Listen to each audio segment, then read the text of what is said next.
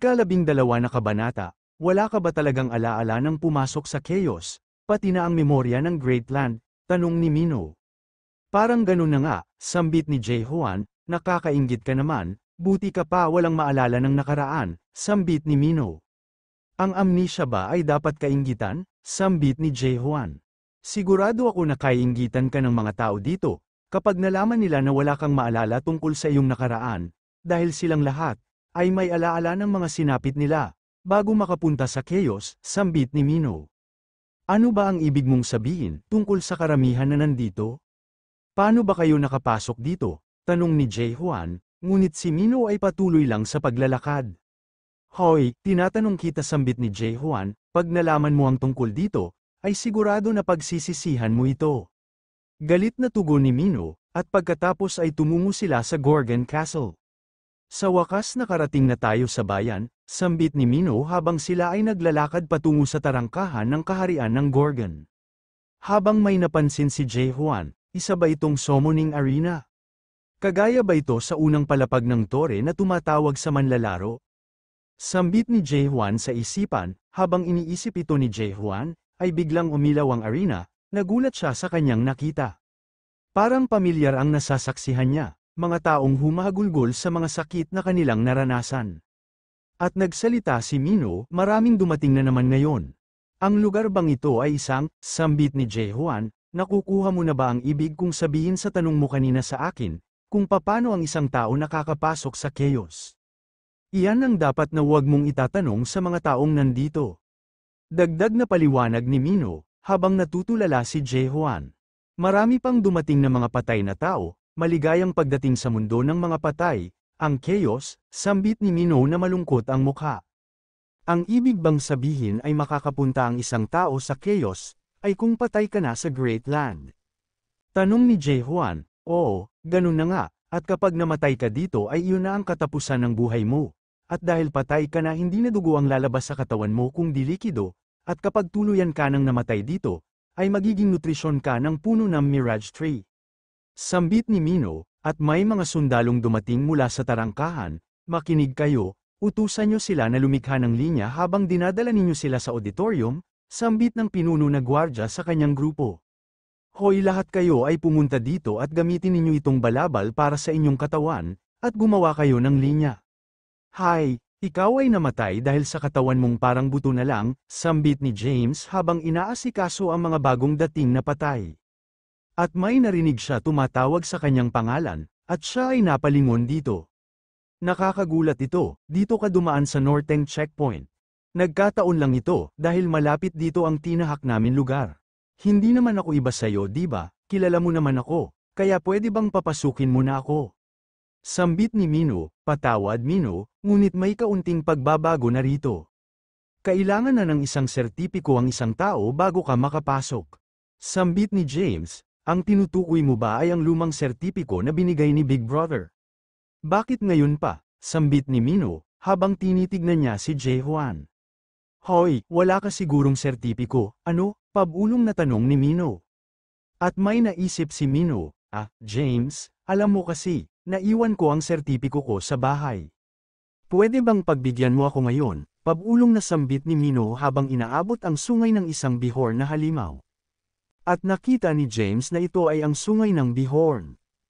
Ahem, nakilates ko na ang iyong sertipiko, sambit ni James habang agad na tinatago ang sungay.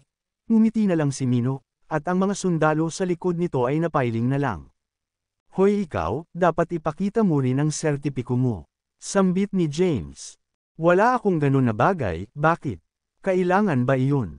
Sambit ni Jae-hoan, uy tingnan mo nga naman, mukhang may problema ka. Kapag sinabi mong, please, Miss Mino, tulungan mo ako, baka sakaling matulungan kita, pangungutsang sambit ni Mino. Kapag wala kang sertipiko, ay hindi ka makakapasok. Sambit ni James, ganun ba? Sambit ni Jae-hoan habang may kinukuha sa dimensional na lalagyan niya. Hoy, wag mong sabihin na may gagawin ka, sambit ni Mino. At may katakot-takot na naisip si Mino, na baka gustong patayin ni Jae-hoan ang mga bantay para makapasok. At maaaring mangyari nga ang iniisip niya kaya naman kaagad siyang pumagitna, sandali James, itong lalaking ito pala ay.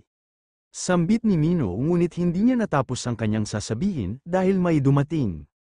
Nakaagad nilingon ni James na parang natatakot. Naku po, katapusan na namin, dumating na siya, sambit ni Mino sa isipan niya. Tamikas lahat, sambit ng lalaking dumating, at lahat ay tumikas.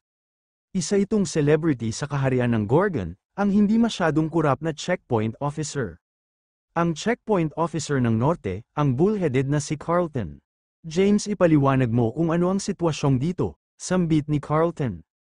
Ganun pala, gusto niyang pumasok, ngunit wala siyang sertipiko. Pero hindi ko papayag na pumasok ka, dagdag ni Carlton pagkatapos niyang malaman ang lahat. At bakit naman, sambit ni Jae-hoan, gusto mo talagang malaman?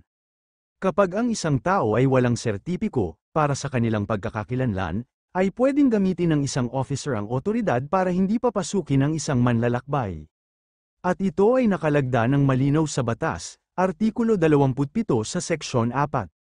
Sa pagsasalita nito ay kaagad na napasunod niya ang lahat sa kanyang paligid, naku ginamit niya ang ordinal na skill niya para mapasunod kami, mas magiging malala ang kalalabasan namin. Sambit ni Mino sa isipan, at meron din kasamang pag-aresto ito dagdag ni Carlton, ngunit binunot ni Jae-hoan ang kanyang espada at pinutol ang umiilaw na sinulid na nakapalibot kay Mino. Tumigil ka na, sambit ni Jae-hoan, at napatigil si Carlton.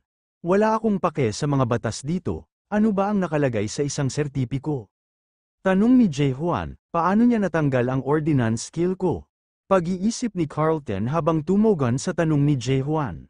Ang nilalaman ng isang sertipiko ay ang pangalan mo, pangalan ng grupo na organisasyon na sinalihan mo, impormasyon ng iyong pangunahing klas at mga katangian. At mga status, criminal record, korupsyon at iba pa. Sambit ni Carlton, kung ganun pala hindi ko kailangan ang ganoong sertipiko. Hindi ko gusto ng sertipiko ng aking sarili, paanong? Hindi gumana ang ordinance skill ko sa kanya, sambit ni James sa isip, habang gumamit siya ng ibang katangian. Sa pagsunod sa batas sa Gorgon, ang pag-aresto, na nasa Artikulo 2 sa Seksyon 7. Kaya kitang arestuhin, silver arrest, sambit ni Carlton habang may mga kadena na lumutang at gustong pulaputan si Jae-hoan. Habang si Jae-hoan ay nakatayo lang, sa pagdikit ng kadena sa katawan ni Jae-hoan ay kaagad niya itong sinira ng walang kahirap-hirap. Nagulat ang mga sundalo dahil sa nangyari, papaano? Ano ang nangyayari? Sambit ni Carlton, maaari ko din gawin ang ginawa ng babaeng ito, sambit ni Jae-hoan. Ano ba ang ginawa ko tanong ni Mino sa isipan, at naalala niya ang pagsuhol niya sa gwardya, na binigyan niya ng sungay. Natakot si James at ang mga sundalo dahil sila ay tinanggap at parang bulag lang ang iba, at binigyan ng daan si Mino para makapasok. At may inihagis si Jae-hoan, habang gusto siyang pigilan ni Mino. At sinalo ito ni Carlton. Tiningnan ito ni Carlton habang natatakot si James sa magiging reaksyon ni Carlton. Kaya kaagad na sumigaw si James, walang hiya ka, paano mong naatem na suhulan ang isang officer? May sira ka ba sa ulo? Sir, dapat siyang hatulan ng kamatayan, sigaw ni James, at biglang itinaas ni Carlton ang kamay niya upang patahimikin si James, sinabi mo ba na Jae-hoan ang pangalan mo? Tanong ni Carlton. Oo ang tugon ni Jae-hoan, inaabangan na kita, envoy ng Green Pirates Clan, sambit ni Carlton.